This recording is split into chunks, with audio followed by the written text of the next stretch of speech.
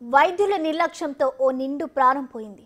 కాకినాడ ప్రభుత్వ సామాన్య ఆసుపత్రిలో ఈ ఘటన జరిగింది. పశ్చిమ గోదావరి జిల్లా పాలకొల్లుకు చెందిన శిరీష అనే మహిళ కిడ్నీల సమస్యలతో బాధపడుతోంది. డయాలసిస్ చేయించుకునే క్రమంలో ఆమె కాకినాడ ప్రభుత్వ ఆసుపత్రిలో చేరారు. మంగళవారం సాయంత్రం రక్తం ఎక్కించే క్రమంలో రోగి బ్లడ్ గ్రూప్ కు బదులు ఏబీ పాజిటివ్ రక్తం ఎక్కించడంతో ఆరోగ్య పరిస్థితి విషమించింది. విషయం తెలుసుకున్న వైద్యులు విరుగుడుకు ఇంజెక్షన్ చేసి వెళ్లిపోయారని, తర్వాతే శిరీష మృతి చెందిందని మృతురాలి బంధువులు ఆరోపిస్తున్నారు.